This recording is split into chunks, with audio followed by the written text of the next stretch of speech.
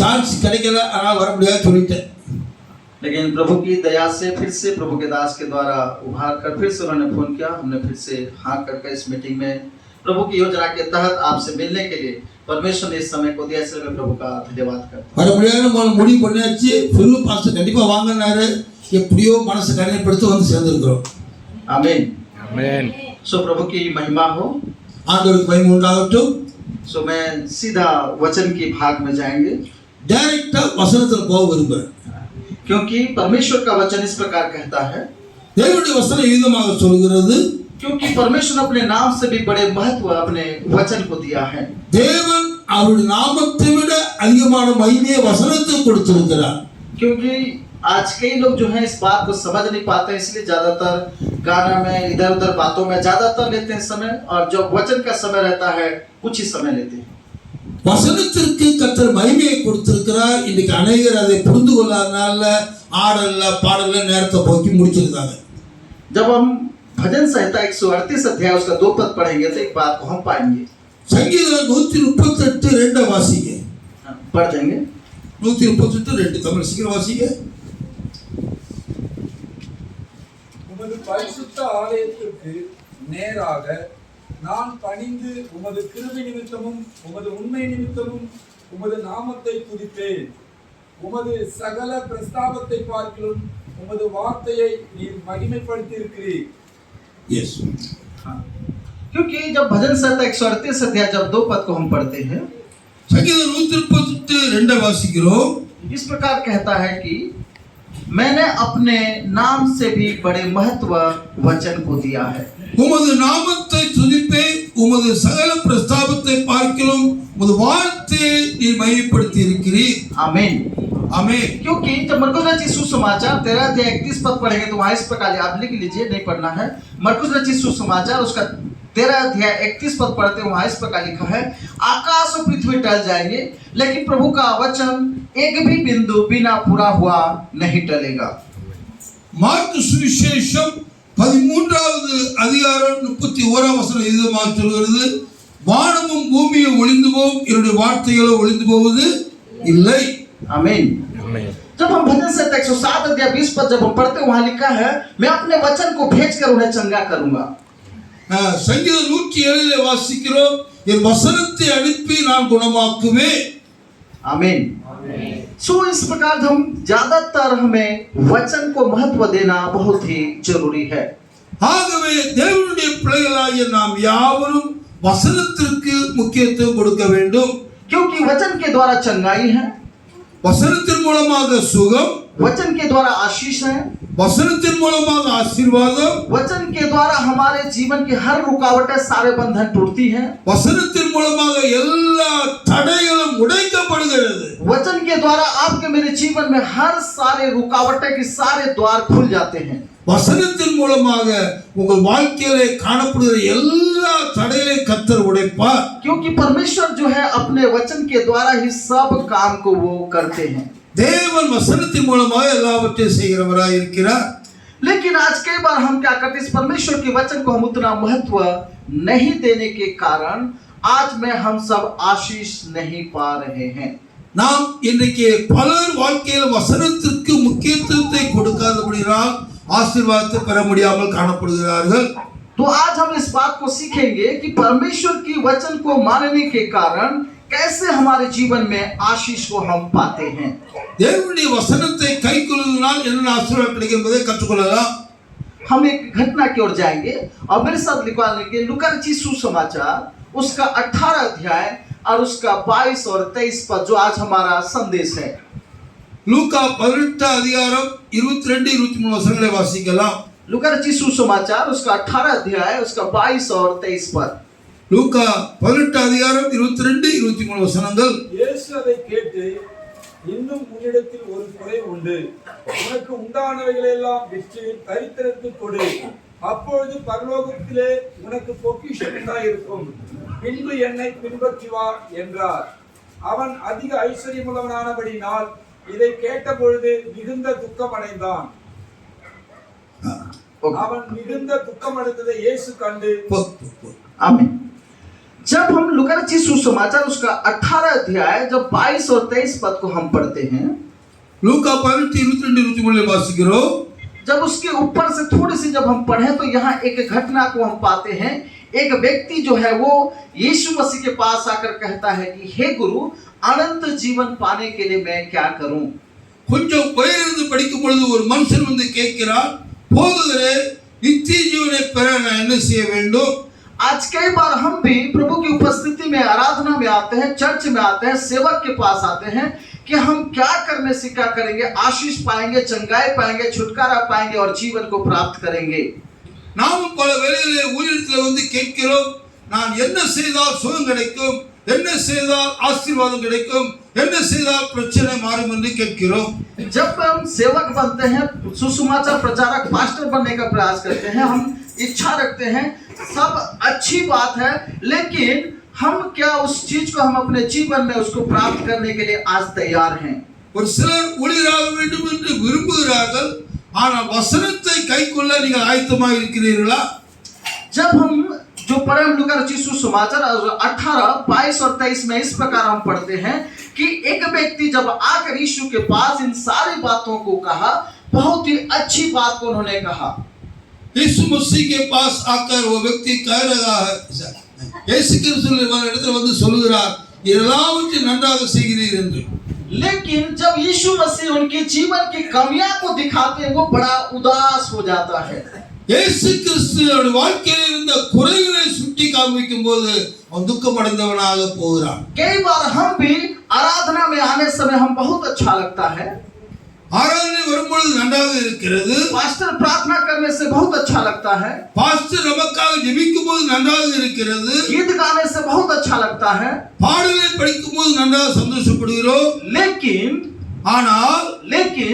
ஆனால் जब हमारे जीवन की कुछ कमियां या कुछ बातों को करने के लिए कहते, तब में हम सब बड़ा उदास हो जाते हैं। நம்முடைய வாழ்க்கையில் உள்ள குற்றங்கள் குறைகளை போதகர் சுட்டி காண்பிக்கும் போது நம்முடைய முகம் அப்படியே சுருங்கி போயிடுது. सबसे बड़ा समस्या आज पास्टरों को में प्रचारकों के जीवन में एक चीज को हम ज्यादा पाने के लिए पाते हैं। நாங்க இந்த காரியத்தை தான் அதிகமாக கஷ்டப்படுறோம். குறைய சொல்ல முடியாது, சொன்னா மூஞ்சி சுருங்கி வரும். हाँ, और ये बात जो हम ये पाते हैं, जब पास्टर आता है, मैं तो अच्छा प्रचार करूंगा, अच्छा लोगों के लिए प्रार्थना करूंगा, सबके लिए सब कुछ करूंगा, लेकिन खुद उसको मैं क्या नहीं करूंगा, नहीं मानूंगा।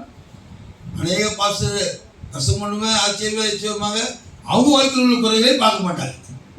कई बार पास्टर भी क्या हो जाते हैं, बड़ा उदास हो जाते हैं, बड़ा दुखित हो जाते हैं। அநேக முறை போதகர்களும் ஒரு துக்கமாக மாறி விடுகிறார்கள்.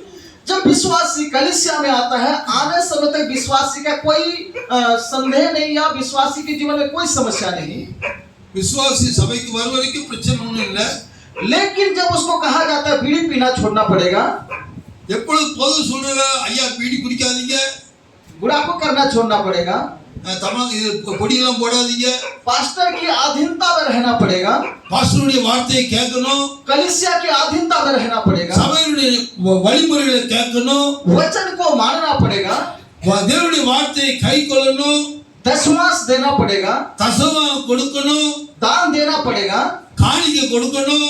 तब विश्वासी सेवक पास्टर प्रचारक सबके जीवन में उदासी छा जाता है। அப்போ எல்லா வாழ்க்கையில பிரச்சனை வந்துடுது. என்ன பாஸ்டர் கஷ்டப்படுற பாஸ்டர், எப்படி தசமா கொடுக்க பாஸ்டர், அது சண்டை பிரச்சனை வந்துடுது. मैं सोचा था कि आराधना में आऊंगा, मेरे लिए प्रार्थना करेंगे, मैं ठीक होकर चले जाऊंगा। நான் நினைச்சேன் ஆராதனை பண்ணா பாஸ்டர் ஜோப் பண்ணுவாரு, சரியா போய் வீட்டுக்கு போலாம் யோசித்தேன். ये पास्टर क्या है, हमेशा दान के विषय में, दशमांश के विषय में बताते हैं। இந்த பாஸ்டர் காணி கொடுக்க சொல்றாரு, சபைக்கு ஒரு நேரமா வரப்படி சொல்றாரு, எல்லாம் சொல்றாரு, நிச்சய ये जो समस्या था मेरे जीवन में था। இப்படிப்பட்ட பிரச்சனை இவருடைய வாழ்க்கையில காணப்பட்டது. ஆரம்பத்துல 2026 मार्च 2009 में प्रभु के दास के द्वारा मैंने बपतिस्मा लिया। 2009 மார்ச் 26 ஞானஸ்நானம் எடுத்தார். उसके बाद में जो है 1 साल के बाद में 1 साल बाइबल कोर्स के चला गया। அப்புறம் ஒரு வருஷம் பைபிள் காலேஜ் படிக்க போனாரு. उसके बाद 2010 से मैंने अपने सेवकाई चालू किया। 2010 இருந்து இவர் ஊழியம் செய்ய ஆரம்பிச்சார். और उस समय मुझे ऐसा अपने जीवन में अनुभव हुआ, मैं तो खुद दूसरों के लिए प्रार्थना करता हूँ, दूसरों के लिए मैं हाथ रखकर प्रार्थना, दूसरा का दान मुझे लेना है, दशमांश मुझे लेना है, मुझे खुद को करना नहीं है। அப்போ நான் நினைச்சேன் நான் தான் பாஸ்டர் ஆயிட்டேன், தசம வாங்கத்தான் செய்யணும், நம்ம தசம ஒன்று கொடுக்க வேண்டாம் அப்படி யோசித்தேன். लेकिन ये चीज नहीं करने के कारण मेरे जीवन में जब भी देखें दे चाचा 10 रुपए, दे मामा 20 रुपए, दे दादा 10 रुपए, ऐसा मेरे जीवन में चलता रहा। நான் கர்த்தருக்கு கொடுக்காத ஊழியக்காரர் இருந்தனால ஐயா 10 ரூபா கொடுங்க 20 ரூபா கொடுங்க நான் கடன் வாங்கிட்டே இருந்தேன். ஏன்னா கர்த்தர் கொடுக்காத ஊழியக்காரர் இருந்தனால. क्योंकि वचन सिर्फ विश्वासी के लिए नहीं सेवक के लिए भी है। வசனம் விசுவாசிக்க மட்டுமல்ல ஊழியக்காரனை எங்களுக்கும் சேர்த்தா. सिर्फ कलीसिया की विश्वासियों के लिए ही आज्ञा नहीं परंतु सेवक के लिए भी आज्ञा है। உங்களுக்கு மட்டும் சட்டம் இல்ல, சட்டம் எங்களுக்கும் சேர்த்தா. और आज ये जो मेरे हम सब के जीवन में नहीं होने के कारण आज मैं हम सब भी आशीषित नहीं हैं। இப்படி கர்த்தருடைய நியமங்களை கைக்கொள்ளாதபடினால நாம் अनेक கஷ்டங்களை पढ़ इसलिए विश्वासी क्या है दिन भर काम कर रहे हैं, सेवक सब दिन काम है, यहाँ आराधना वहाँ आराधना, सब तरफ सब चीज दान दसवां सब चीज आया, लेकिन कुछ भी घटना हुआ दे मामा 10 रुपया। விசுவாசிகளும் 13 வருஷம் உழைக்கிறாங்க, பிரச்சனை வந்து ஐயா ஒரு 50 ரூபா கேட்கறாங்க, ஊழியக்காரர் 13 வருஷம் உழைக்கிறாங்க, பிரச்சனை சிஸ்டர் 50 ரூபா கடன் கேட்கறாங்க। तो ये जो समस्या है मेरे हम सब के जीवन में क्या हुआ है, आज ये समस्या बना हुआ है। இப்படிப்பட்ட பிரச்சனை எல்லார் வாழ்க்கையில இருக்கத்தான் செய்கிறது। इसलिए परमेश्वर का वचन क्या है मेरे हम सब के जीवन में पूरा नहीं हो रहा है। இப்படிப்பட்ட பிரச்சனை இருக்கிறனால வசனத்தின்படி கர்த்தரை நம்ம ஆசீர்வதிக்க முடியல। कुछ भी समस्या हुआ हम भी क्या करते हैं आज एक दूसरे के सामने हाथ फैलाते हैं। பிரச்சனை வந்தோடனே ஐயா அம்மா தங்கச்சி தம்பி கொஞ்சம் தாப்பா அடுத்த வாரம் தா அப்படி கடன் வாங்குறோம்।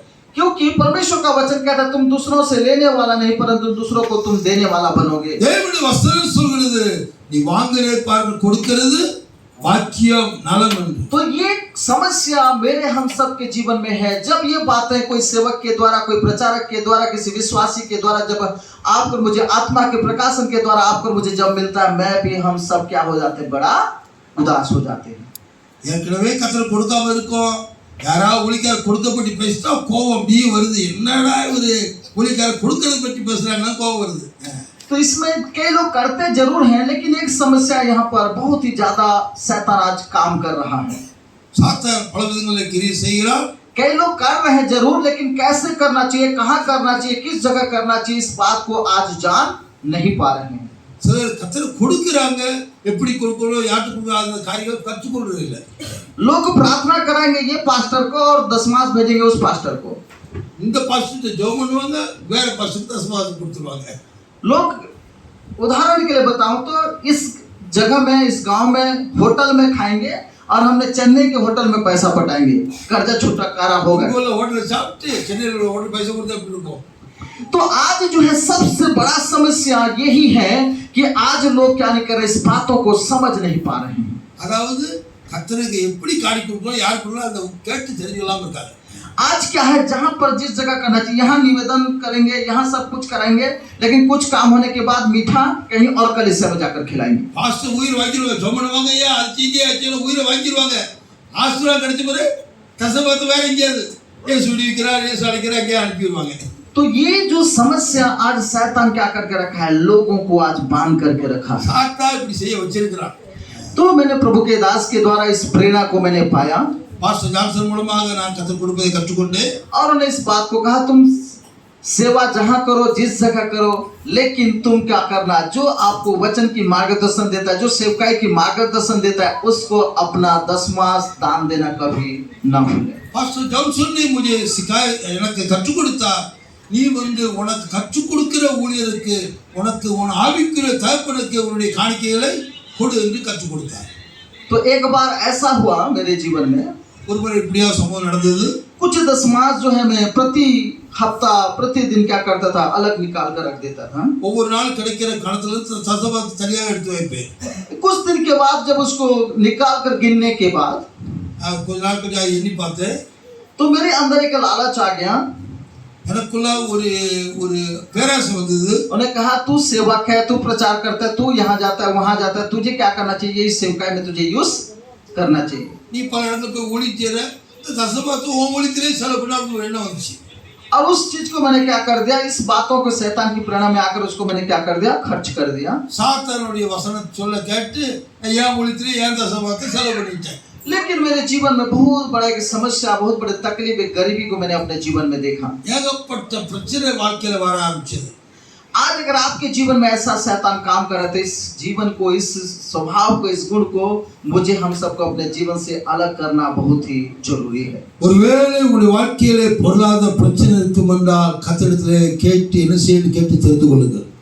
और जब से मैंने इस प्रकार आज्ञा को मानना चालू किया, நான் இப்பொழுது போதும் சொன்ன அந்த வார்த்தையை கீழ்ப்படிய ஆரம்பிச்சேன். और कुछ दिन के बाद जो है फिर से मैंने हर दिन निकालने का रूट को मैंने अपने जीवन में बनाए रखा। அதுக்கப்புறமா போது 100 ரூபாய் கிடைச்ச 10 ரூபாய் எடுத்து ஒதுக்கிட்டேன்னா அது அப்படி செய்ய ஆரம்பிச்சேன். और कुछ साल के बाद फिर से प्रभु के दास ने 1 साल के बाद हमारे घर पहुंचे ஒரு வருஷம் கழிச்சு பாஸ்டர் வீட்டுக்கு வந்திருந்தாரு.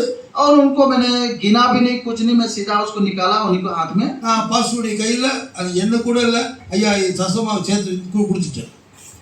और उसके बाद ऐसा एक प्रभु अद्भुत चमत्कार को किए। அதுக்கப்புறமா கர்த்தர் வாழ்க்கை ஆசீர்வதிக்க ஆரம்பித்தார். प्रभु के दास ने मुझे फोन कर बताया 3700 या 3200 कुछ रुपए मिला। நான் இவருக்கு ஃபோன் பண்ணி சொன்னேன், ஐயா 3200 ரூபாய் சொன்னேன்.